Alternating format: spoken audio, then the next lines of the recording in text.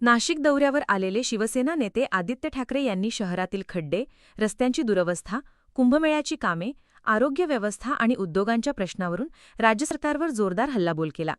गेल्या 3 वर्षात नाशिकची परिस्थिती बदललेली नाही असा आरोप करत त्यांनी सत्ताधाऱ्यांना जाब विचारला.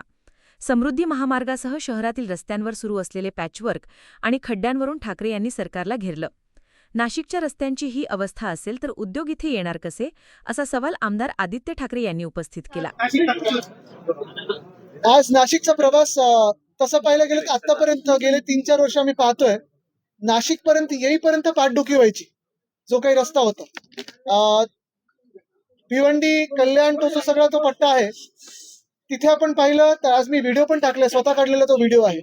आपण खूप वेळा म्हणतो की आपण नाशिककडे इंडस्ट्री खेचणार, मुंबई नाशिक जो काही रस्ता आपण करतो त्याच्यामुळे ते लॉजिस्टिक्स हब किंवा असं सगळं काही, तर परिस्थिती काही बदललेली नाही. गेल्या 4 वर्षांमध्ये कदाचित खड्डे वाढलेले आहेत आणि पुढे समृद्धीवर आल्यानंतर देखील पॅचवर्क तर समृद्धीवर पण सुरू झालेले आहेत.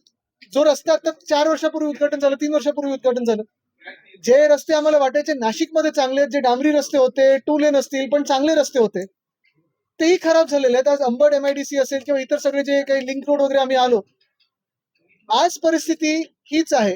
सगळ्या नाशिककरांना मला हे विचारायचं आहे की रस्त्याची कामं सुरू झाल्यापासून मी सगळीकडे जिथे जिथे थांबत होतो, कोण ट्रॅफिकमध्ये अडकलेलं, कोणी तिथे आजूबाजूचे दुकानदार असतील, कोणी रहिवासी असेल, कोणी विद्यार्थी असतील, हे येऊन मला सांगत होते की आधीचे रस्ते साहेब चांगले होते, 5-6 महिने आम्ही जो काही पाहतोय धुमाकूळ घातलाय कॉन्ट्रॅक्टर्सनी सगळीकडे, एवढा भयानक प्रकार चालू आहे. बरं, काल माझी यादी रस्त्याची कुठे कुठे मी जाणार हे सांगितल्यानंतर फटाफट तिथे JCB दिसत आहेत, कामं सुरू झालेली आहेत. पण कॉन्क्रीटचे रस्ते देखील बनवत असताना काही लेवल आपण पाहतो काही काही ठिकाणी एवढी उंचवलेली आहे की ते पाणी जाऊन आजूबाजूच्या घरांमध्ये किंवा इंडस्ट्रीमध्ये साचणारच आहे, तुंबणारच आहे. तर ही अशी परिस्थिती आपण नाशिककरांसाठी पाहतोय, ह्या भाजपाने करून ठेवलेली आहे. 17 तारखेला संजय राऊत साहेब स्वतः इथे मोर्चा काढणार आहेत. हजारो नाशिककरांना मी आवाहन करतोय की आपण या ह्याच्यात मोर्चात सामील व्हा. कुठच्याही पक्षाचे आपण प्रतिनिधी असाल, कुठच्याही विचारधारेचे आपण नाशिककर असाल, पण मला वाटतं सगळी विचारधारा बाजूला ठेवून नाशिकसाठी सगळ्यांनी एकत्र येणं गरजेचं आहे आणि हे आंदोलन करणं गरजेचं आहे. कारण ही परिस्थिती फार भयानक आहे. ही परिस्थिती अशी राहिली पुढचे 3-4 महिने. आज चाकणची आपण बातम्या पाहिलेली आहे, नाशिकमधून पण इंडस्ट्री अशीच निघून जाईल आणि नाशिककर देखील स्थलांतरित व्हायला पुढे मागे पाहणार नाही. कारण असं किती दिवस राहायचं. बरं, हे काम आता आपण पाहतोय, मी येणार म्हणून अनेक ठिकाणी काम सुरू झालं, पण ह्याच्या आधी आणि नंतर जेव्हा काम परत थोडं बंद होईल किंवा गती कमी होईल, आरोग्याचे विषय आहेत, स्वच्छतेचे विषय आहेत, डासांचं आपण पाहतोय वाढणार सगळीकडे, डेंग्यू मलेरिया, हे सगळं कोण पाहणार आहे? महानगरपालिका सांगते, प्राधिकरण बघते, प्राधिकरण बोलते, महानगरपालिका. नेमकं चाललंय काय हा विषय नाशिककरांसमोर महापौर म्हणून तुम्ही येऊन सांगणार आहात का पुढे? ज्या भागात दौऱ्यावर जाणार असल्याचे जाहीर केले की त्याच ठिकाणी प्रशासनाकडून तातडीने JCBने खड्डे बुजवण्याचे काम सुरू केले जाते, असा दावा आदित्य ठाकरे यांनी केला.